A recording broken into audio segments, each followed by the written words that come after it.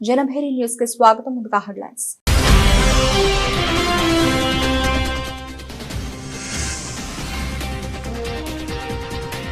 AP సచివాలయంలో అగ్ని ప్రమాద స్థలాన్ని పరిశీలించిన సీఎం చంద్రబాబు.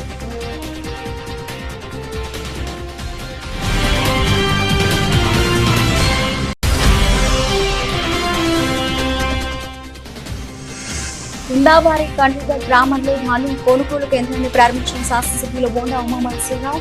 తమ ప్రభుత్వం రైతాంగ పక్షపాత ప్రభుత్వమన్న ప్రభుత్వం.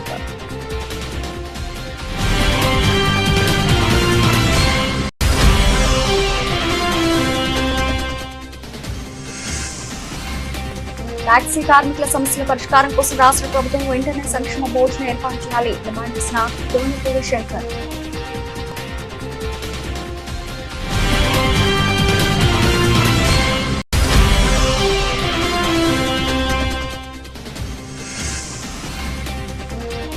దస్తావేజుల రిజిస్ట్రేషన్ కోసం స్లాట్ బుకింగ్ సేవలను ప్రారంభించిన మంత్రి అనగాని సత్యప్రసాద్. ప్రజలకు సులభతరంగా సేవలు అందించాలని ప్రభుత్వ లక్ష్యమని వెల్లడి. వెలగపూడి సచివాలయంలోని 2వ బ్లాక్ లో తెల్లవారుజామున చోటు చేసుకున్న అగ్ని ప్రమాద ప్రదేశాన్ని ముఖ్యమంత్రి చంద్రబాబు నాయుడు పరిశీలించారు. సిఎస్ విజయానంద్, డీజీపీ హరీష్ కుమార్ గుప్తా, హోంమంత్రి అనిత, జేఈడీ పొలిటికల్ సెక్రటరీ ముఖేష్ కుమార్ మీనాతో కలిసి సీఎం చంద్రబాబు పరిశీలించారు.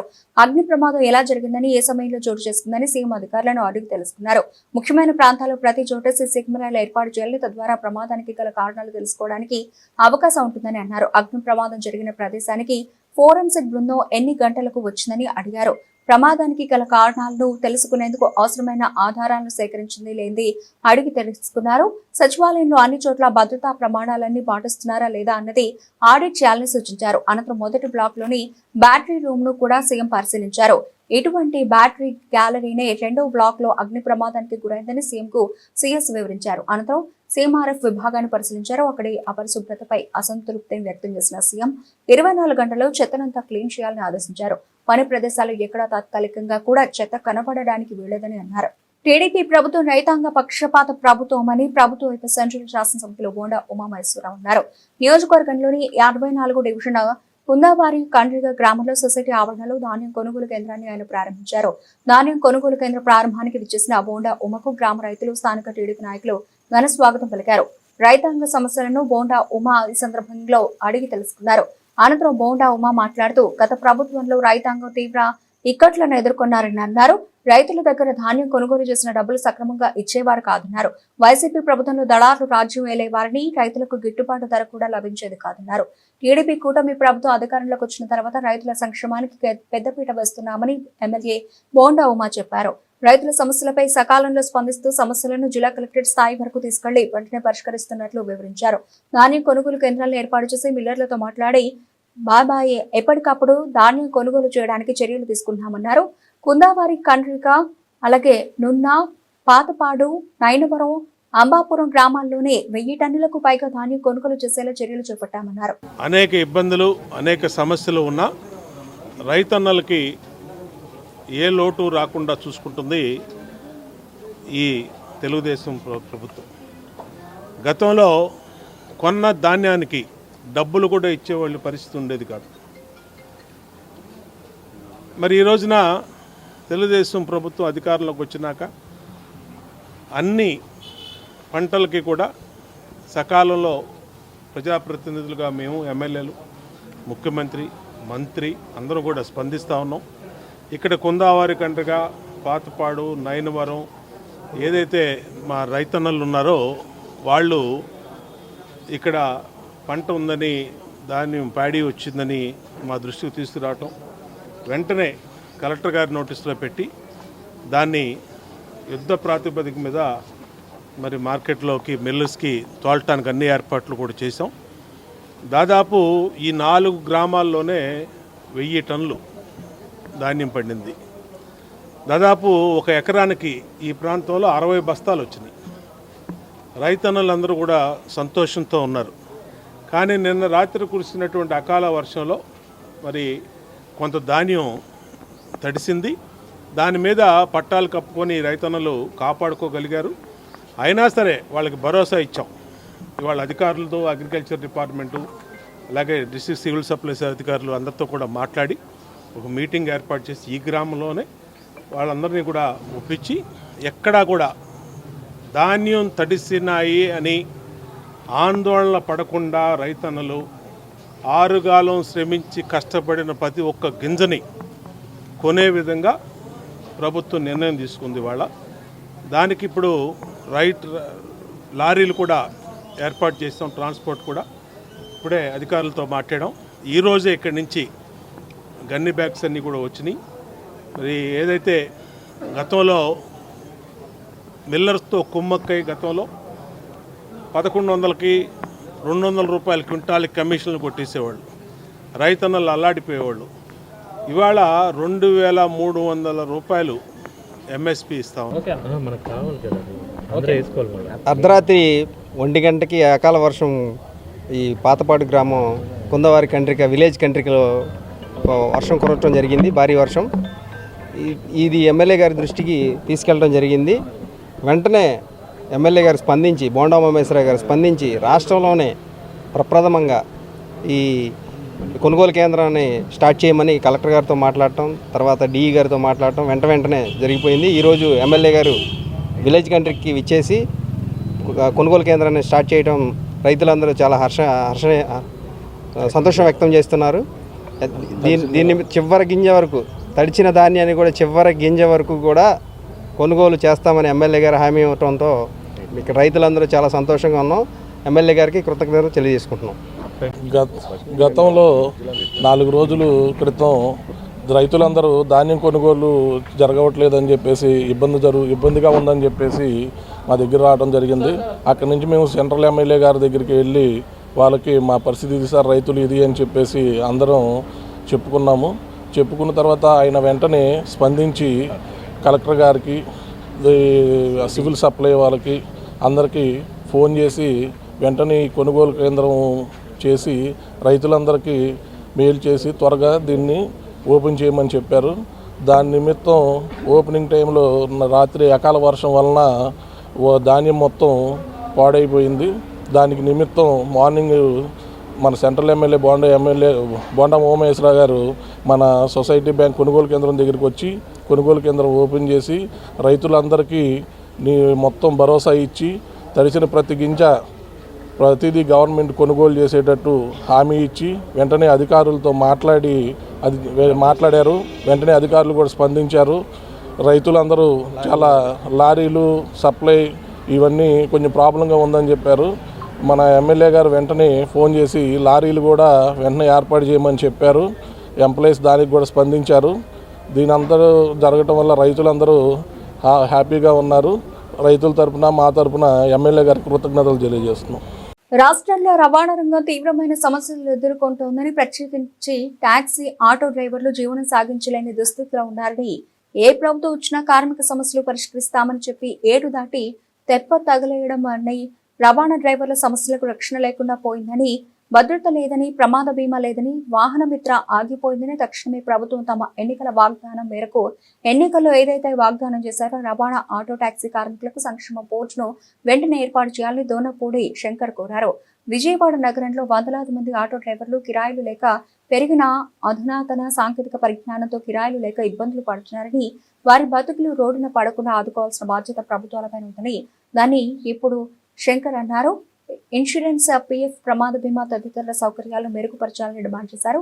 ఈ రోజు ప్రెస్ క్లబ్ లో జరిగిన Vijaya tax society workers union general body సమావేశం యూనియన్ కార్యదర్శి అబ్దుల్ కుదూస్ అధ్యక్షతన జరిగింది. సమావేశానికి ముఖ్య అతిథిగా యూనియన్ అధ్యక్షుడు శంకర్ హాజరయ్యారు.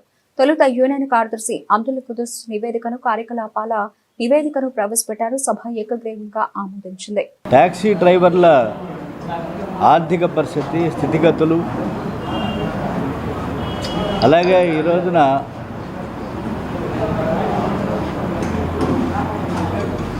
రాష్ట్ర వ్యాప్తంగా ఎన్ని ప్రభుత్వాలు వచ్చినప్పటికీ కూడా డ్రైవర్ల స్థితిగతులు మారినటువంటి పరిస్థితి మనం చూస్తున్నాం. ఓ పక్కన పెట్రోలు, డీజిల్ రేట్లు పెరిగిపోయి, అలాగే అధునాతన సాంకేతిక పరిజ్ఞానంతో ఈ రోజున కార్ల తయారీ వచ్చిన తరువాత ఒక సాధారణ డ్రైవర్లు వాళ్ళు తోలుకునేటువంటి పరిస్థితి ఉన్నది అంటే అది ఆగమ్యగోచరంగా కనపడుతున్నది.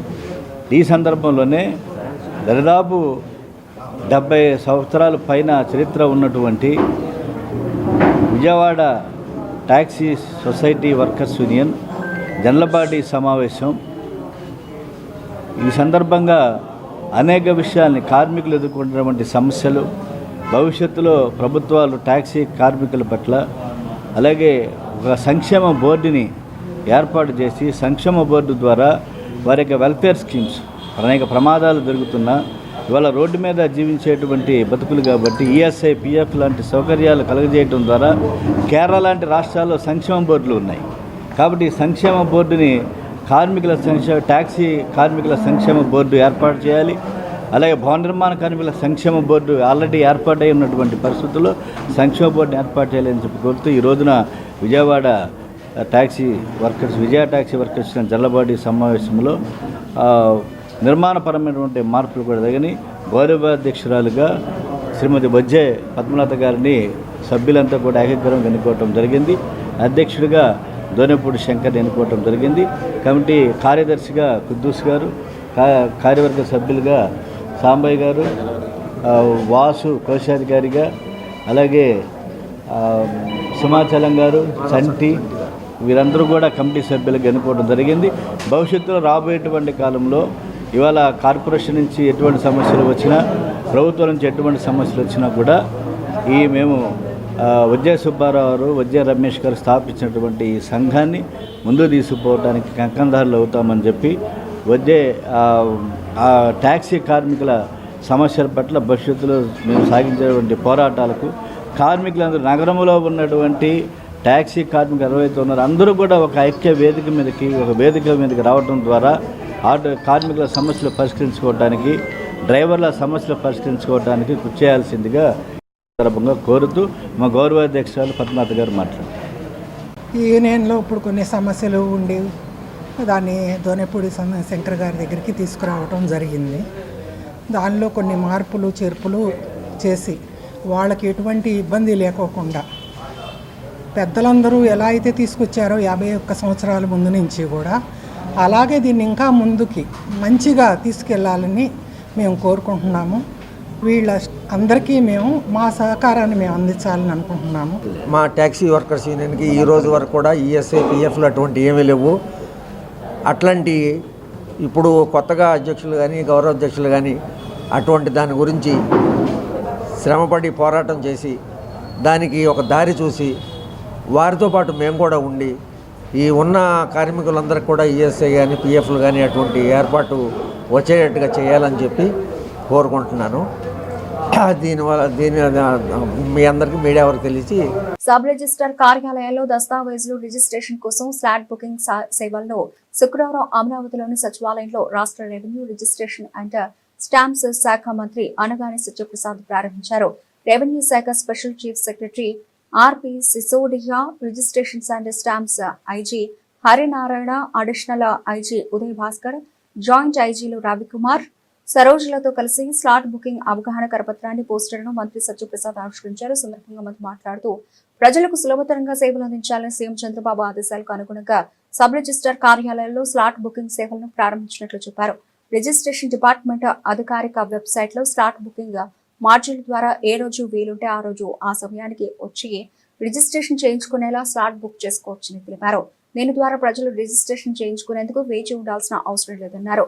అమ్మకందారులు, కొనుగోలుదారులు, సాక్షులు సబ్ రిజిస్టర్ కార్యాలయాలకు తమకు కుదిరిన సమయాల్లో వచ్చి పని పూర్తి చేసుకోవచ్చన్నారు. స్లాట్ ఆధారిత అపాయింట్మెంట్ లో మధ్యవర్తుల ప్రమేయాన్ని తగ్గిస్తాయన్నారు. ఈ రోజున మొత్తం 26 జిల్లా ప్రధాన కార్యాలయాల రిజిస్టర్ కార్యాలయాల్లో ఈ సౌకర్యం అందుబాటులోకి వస్తుందని, మొత్తం 296 సబ్ రిజిస్టర్ కార్యాలయాల్లో ఈ స్లాట్ బుకింగ్ సిస్టమ్ దశల వారీగా అందుబాటులోకి వస్తుందని తెలిపారు. వైసీపీ అధినేత మాజీ ముఖ్యమంత్రి వైఎస్ జగన్మోహన్ రెడ్డి గురించి మాట్లాడేందుకు తానెప్పుడు సిద్ధంగానే ఉంటానని ఏపీసీసీ చీఫ్ వైఎస్ షర్మిలారెడ్డి అన్నారు. ఆంధ్రప్రదేశ్ కాంగ్రెస్ పార్టీ అధ్యక్షురాలిగా జగన్ కంటే ఎక్కువగా ప్రజా సమస్యలపై స్పందించానని చెప్పారు. విజయవాడలో షర్మిల మీడియా సమావేశం నిర్వహించారు. సందర్భంగా సరస్వతి పవర్ షేర్ల విషయంలో జగన్, షర్మిల మధ్య వివాదంపై మీడియా ప్రతినిధులు ఆమెను ప్రశ్నించగా, అయితే మీడియా ప్రతినిధుల తీరుపై షర్మిల అసహనం వ్యక్తం చేశారు. తాను ప్రజా సమస్యలపై మాట్లాడితే దాన్ని హైలైట్ చేయడం లేదని, ఇతర అంశాల గురించి మాట్లాడినప్పుడు మాత్రం కవరేజ్ ఇస్తున్నట్లు చెప్పుకొచ్చారు. జగన్తో తనకున్న విభేదాల గురించి మాట్లాడతానని, అంతకంటే ముందు ప్రజా సమస్యలపై మాట్లాడాల్సిన అవసరం ఉందని షర్మిల అభిప్రాయపడ్డారు. జగన్మోహన్ రెడ్డి గారు స్వయంగా MOUలో సంతకం పెట్టారు. తన చెల్లెలికి అంటే నా బిడ్డలకి ఈ ఆస్తులు అన్నట్లుగా సంతకం పెట్టారు. ఇంతవరకు కూడా ఒక్క ఆస్తి కూడా నా చేతుల్లో పెట్టలేదు. సరస్వతి సిమెంట్కు సంబంధించి MOUలో అది నా భాగానికి వచ్చింది కాబట్టి దాన్ని జగన్మోహన్ రెడ్డి గారు గిఫ్ట్ డీడ్ చేశాడు విజయమ్మ గారికి, నాకు కాదు. గిఫ్ట్ ఇచ్చేశాక షేర్స్ని ఇప్పుడు జగన్మోహన్ రెడ్డి గారు తల్లి మీదనే కేసు వేసి ఇచ్చిన షేర్లని నాకు మళ్ళీ వెనక్కి కావాలి అని అడుగుతున్నారు. ఇది జగన్మోహన్ రెడ్డి గారు ఆయన తల్లికి చేస్తున్న మోసం. జగన్మోహన్ రెడ్డి గారు నన్ను ఎఫెక్ట్ చేసే స్థాయి దాటిపోయారు. Jagan Reddy does not effect me anymore. నాకు ఆస్తులు ఇస్తాడా ఇవ్వడా అన్నది ఐ డోంట్ కేర్. కాకపోతే జగన్మోహన్ రెడ్డి గారు తల్లి మీద కేసు వేసిన వాడిగా మిగిలిపోతాడు. నా బిడ్డలకి, సొంత మేనల్లుడికి, సొంత మేనకోడలికి ద్రోహం చేసి వాళ్ళ ఆస్తులు లాక్కున్నవాడిగా మిగిలిపోతాడు. సొంత మేనల్లుడు మేనగోడల ఆస్తి కాజేయటానికి సుబ్బారెడ్డి లాంటి వాళ్ళ చేత ఎన్నైనా అబద్ధాలు చెప్పిస్తారు. సాయిరెడ్డి లాంటి వాళ్ళ చేత కూర్చోబెట్టుకొని ట్యూషన్ ఇచ్చి డిక్టేట్ చేసి మరి ఎన్నైనా అబద్ధాలు చెప్పిస్తారు. ఇక జగన్ రెడ్డికి క్రెడిబిలిటీ ఉందో లేదో వైసీపీ వాళ్ళు ఆలోచన చేసుకో. త్వరలో అన్ని డివిజన్లలో కంటి వెలుగు శిబిరాలు, అన్ని వయసుల వారికి ఉచితంగా కంటి పరీక్షలు, కళ్లద్దాలు, మందులు పంపిణీ, అవసరమైన వారికి ఉచితంగా ఆపరేషన్లు చేస్తామని సెంట్రల్ ఎమ్మెల్యే బోండా ఉమామహేశ్వరరావు అన్నారు.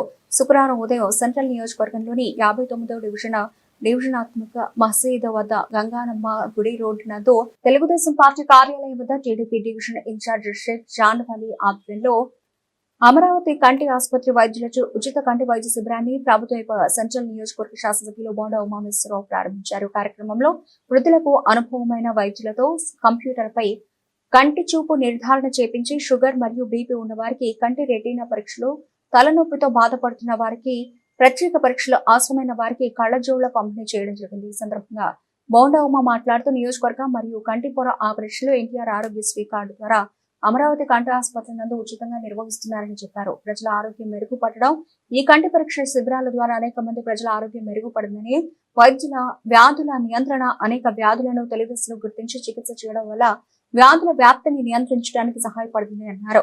59వ డివిజన్లో డివిజన్ పార్టీ కార్యాలయం నందు మరి పేద వర్గాలకి, ఈ ప్రాంతంలో ఉన్నటువంటి మహిళా సోదరీమణులకి, వృద్ధులకి అందరికి కూడా ఐ క్యాంపు పెడతాం జరిగింది. ఐ క్యాంపులో మరి డాక్టర్ వేణుగారు అమరావతి ఐ హాస్పిటల్, మరి ఆ ఐ హాస్పిటల్ నుంచి సిబ్బంది అంతా కూడా వచ్చి ఈ ప్రాంతంలో ఉన్నటువంటి అందరికీ కూడా కంటి పరీక్షలు నిర్వహించి వాళ్ళకి కళ్ళజోళ్ళు కూడా ఉచితంగా ఇచ్చినటువంటి అరవింద్ ఐ హాస్పిటల్ని, అమరావతి ఐ హాస్పిటల్ని హృదయపూర్వకంగా అభినందిస్తూ ఉన్నాం. వాళ్ళ యాజమాన్యాన్ని, సిబ్బందిని. డాక్టర్ వేణు గారికి నియోజకవర్గం శాసనసభ్యుడిగా కృతజ్ఞత తెలియజేస్తూ ఉన్నాం. ఆయన ఇదే కాదు, ఇంక 21 డివిజన్లో కూడా ఐ క్యాంపులు పెడతా ఉన్నారు. చాలా సంతోషం. ప్రైవేట్ హాస్పిటల్స్ అన్నీ కూడా ఈ విధంగా సోషల్ రెస్పాన్సిబిలిటీ తీసుకొని ముందుకు రావాల్సినటువంటి అవసరం ఉంది. ప్రభుత్వం నుంచి ఎన్టీఆర్ వైద్య సేవ ద్వారా 130 రకాల జబ్బులకి ఉచితంగా ప్రభుత్వ పరంగా వైద్యం అందిస్తూ ఉన్నాం. గుండె కానీ, కిడ్నీ కానీ, లంగ్స్ కానీ, మరి ఏదైనా మిగతా ఆర్గాన్స్ సంబంధించినటువంటి పెద్ద పెద్ద సమస్యలు వచ్చినప్పుడు, అనారోగ్య సమస్యలు, వాటికి ఉచితంగా వైద్యం చేస్తూ ఉన్నాం. ఇలాగా ప్రైవేట్ హాస్పిటల్స్ ఏవైతే ఉన్నాయో వాళ్ళు కూడా ప్రజల్లోకి వచ్చి ప్రజలకి సేవలు అందించడం అభినందనీయం. దానివల్ల ప్రజలకి మరింత మేలు జరుగుద్ది. తప్పనిసరిగా ఇలాంటి వాటికి నియోజకవర్గంలో ఎంకరేజ్ చేస్తాం.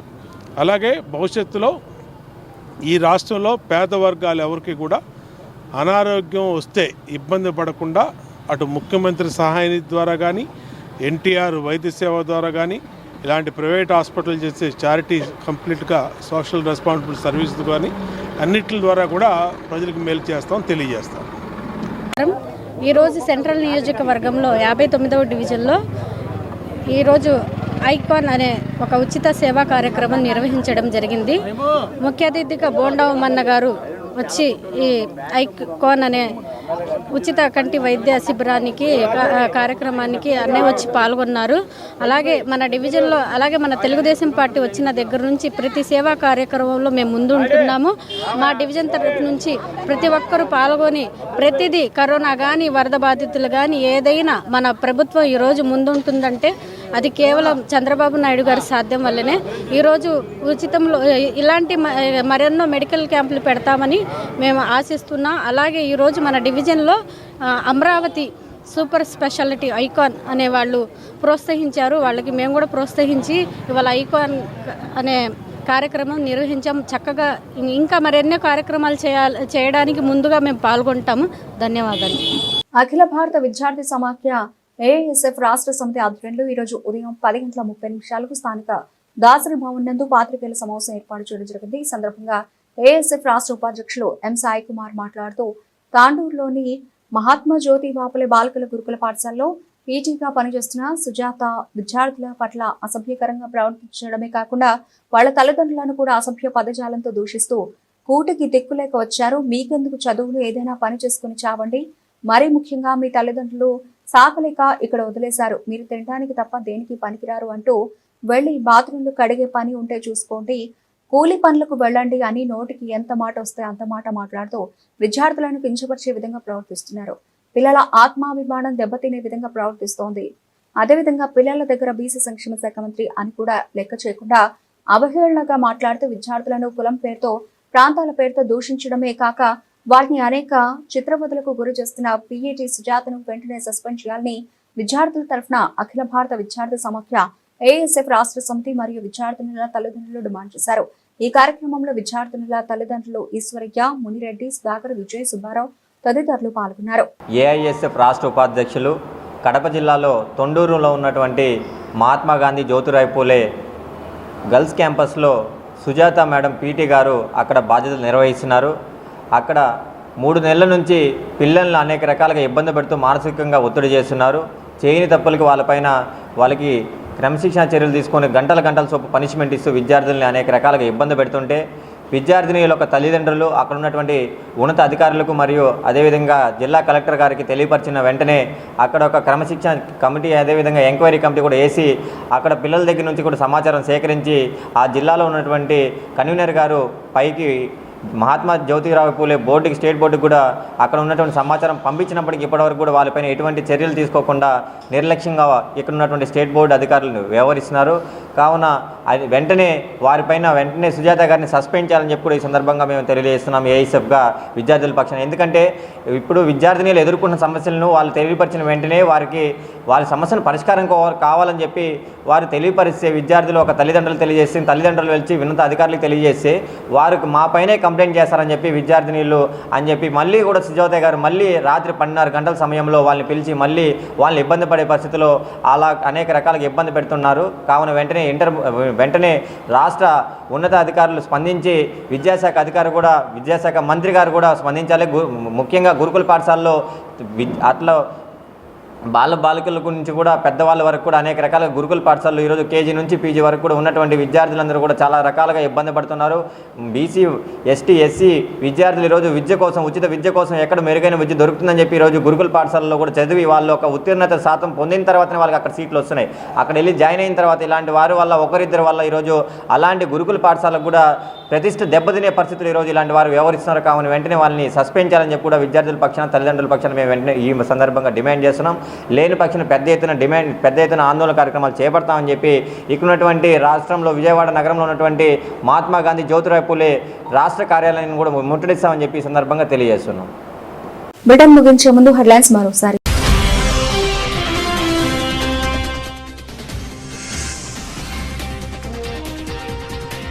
ఏపీ సచివాలయంలో అగ్ని ప్రమాద స్థలాన్ని పరిశీలించిన సీఎం చంద్రబాబు.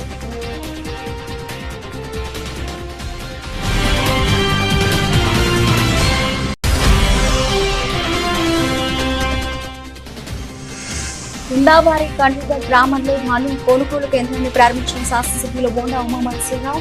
తమ ప్రభుత్వం రైతాంగ పక్షపాత ప్రభుత్వమన్న ప్రభుత్వం.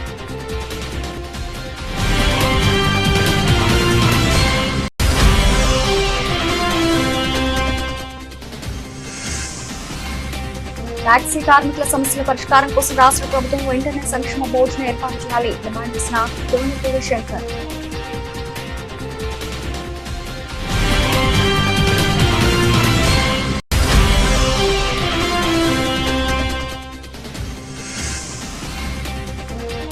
దస్తావేజుల రిజిస్ట్రేషన్ కోసం స్లాట్ బుకింగ్ సేవలు ప్రారంభించిన మంత్రి అనగాని సత్యప్రసాద్.